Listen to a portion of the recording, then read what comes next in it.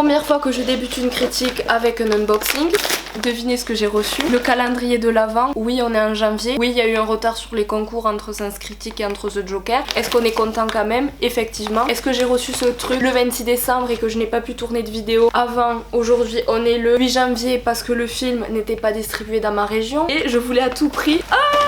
C'est trop bien ouvrir ce calendrier de l'Avent de Lampe avec vous. Du coup ils étaient tellement dégoûtés pour moi que je ne l'ai pas reçu à temps, mais je leur ai dit mais c'est pas grave, déjà c'est incroyable, je ferai un calendrier de l'après. Et en même temps, oh mais j'ai gagné une place de cinéma, mais j'étais pas au courant. J'y suis allée hier, enfin avant-hier, et je l'ai payé. Au moins ça fait un petit truc à accrocher et je le mettrai dans mon petit cahier de cinéma. Et en fait je colle mes places de cinéma en fait par-dessus les unes des autres parce que j'aime bien. Et du coup il y a des petits pins de Ada comme ça, c'est mon personnage préféré de ce film, incroyable. Vraiment je vais l'ouvrir avec vous, je veux manger mon premier gâteau. Alors le 1 il est où? Il est ici, sur la tête de Maria. Ah mais c'est des Kinder, trop mémé. Oh là là je suis trop contente. J'adore les Kinder. Bon du coup je vous laisse avec ma critique que je viens de tourner, mais j'ai tourné ça à la fin parce que c'est le plus simple à faire. Donc je vous laisse avec ma vidéo, c'est parti. C'est au beau milieu d'une ferme islandaise que Maria et Ingvar vivent seuls avec leur troupeau de moutons. Ils ont une vie plutôt banale qui est rythmée par leurs gestes agricoles quotidiens. Lorsqu'un jour ils donnent naissance à un mystérieux nouveau-né et ils décident du coup de l'élever comme leur propre fils, cette nouvelle les remplit de joie et semble refonder un petit peu le couple. Mais vous allez voir que la nature leur a réservé beaucoup plus de surprises que prévu.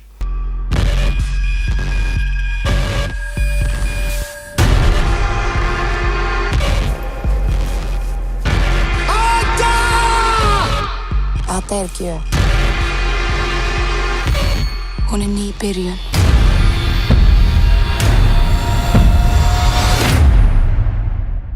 Au casting, nous avons Naomi Rapace qui est plutôt habituée aux blockbusters oscarisables tels que Millennium, je sais pas si vous l'avez vu. En tout cas aujourd'hui elle change du tout au tout et s'isole dans la campagne islandaise aux côtés de son époux, je me permets de le lire, Ilmir Guarnason, corrigez-moi dans les commentaires si la prononciation va pas, qui celui-ci est très célèbre dans son pays natal. J'oserais qualifier ce film de minimaliste et de contemplatif, même si minimaliste c'est pas du tout une critique, au contraire. Même si on est au courant de la localisation, Lampe semble se dérouler vraiment au bout du monde. Le début du film c'est plusieurs moutons filmés de façon assez angoissante, assez intrigante, avec des plans sur des tempêtes de neige etc. C'est vraiment très relaxant, vous avez l'impression de regarder un documentaire Arte mais où ça pue, vous savez, où il va se passer quelque chose. Donc cette présence on la ressent tout au long du film, en tout cas pour ma part, et on sait pas à quel moment elle va se manifester. Il n'y a pas de musique glauque etc, c'est vraiment dans l'imagination et c'est ce que j'ai beaucoup aimé avec ce film. En tout cas cette absence et cette retenue de dialogue est vraiment exploité de manière intelligente. Pourquoi abuser de dialogue quand les images parlent d'elles-mêmes, et pourquoi ajouter de la musique quand le bêlement des moutons et le bruit du vent font ressentir exactement la même sensation. Il y a d'ailleurs très peu de musique dans ce film. J'ai l'impression que je vous parle d'un film muet mais pas du tout. Moi je m'attendais pas à voir ça en voyant ce film et c'est très différent des films qu'on peut voir au cinéma habituellement, thriller, horreur etc. D'ailleurs je ne sais pas si je peux ranger ce film dans du fantastique, dans du lyrisme, dans du thriller ou dans du horreur, enfin je sais pas parce qu'en soi il y a du sang donc on le range automatiquement dans du thriller ou dans l'horreur, mais j'apprécie encore une fois après avoir vu Teddy, La Nuée, Orange Shankin ou encore Pleasure plus récemment, la prise de risque des distributeurs The Joker que j'admire énormément. Cette année fut vraiment très riche, j'espère que l'année 2022 va être aussi riche, voire plus riche, en tout cas je l'espère. Pour moi il est impossible de faire une bonne critique du film Lampe sans vous dévoiler l'élément narratif qui fait tout basculer. Cette fois-ci je n'ai pas envie de vous spoiler ou en tout cas d'en parler avec vous, je vais vous laisser le soin de le découvrir. En tout cas cet élément narratif il est vraiment dévoilé à la fin vraiment du film et on s'y attend pas. On a beau voir des images assez réelles, même si en soi on parle d'un agneau qui a des particularités humaines, mais il y a quand même quelque chose qui arrive et qui vraiment fait basculer ce film réel en film totalement irréel. Enfin, je suis désolée, mon absence de vocabulaire est totalement morte, je suis très malade. En tout cas très heureuse que ce film ait pu être mis en lumière à Cannes, commence à briller à l'international et maintenant est carrément nominé dans la catégorie meilleur film étranger aux Oscars, donc j'ai tellement hâte de voir les autres. Je pense que Lamb a totalement sa chance, donc on verra ça. Est-ce qu'on peut parler 2 minutes du cadrage et des plans? Parce que moi j'ai plutôt envie d'en parler. Entre plans fixes, gros plans et des lents travelling, appuyant totalement l'étrangeté de l'œuvre, saupoudré de comédiens extraordinaires et d'un scénario minimaliste, je dis oui. J'ai l'impression que tous les bons ingrédients ont été faits, que ça...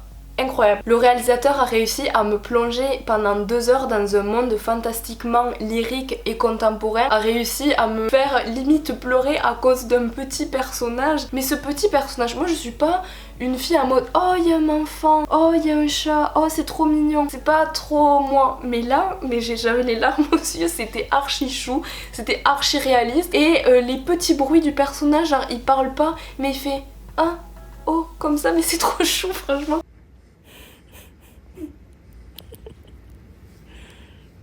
Lamb est une simplicité et une pureté que l'on retrouve très peu souvent aujourd'hui au cinéma. Nous sommes souvent perdus, on sait jamais vraiment où on se trouve. Il y a ici une tension de thriller mais vraiment sans forcing, tout est équilibré. En conclusion, Lamb n'a pas peur du ridicule, c'est un film qualitatif avec un scénario en or, un bon mystère qui nous tient en haleine jusqu'au bout. Les thématiques abordées sont selon moi intéressantes, il y a une tension permanente et on se demande en fait à quand ça va exploser. Ce genre de thématique universelle mais avec une originalité propre et personnelle raconte l'histoire d'un amour inconditionnel qui va totalement virer au drame. Quoi qu'il en soit, je vous conseille énormément d'aller voir et de courir au cinéma découvrir l'histoire de ce couple habitant dans une petite contrée islandaise.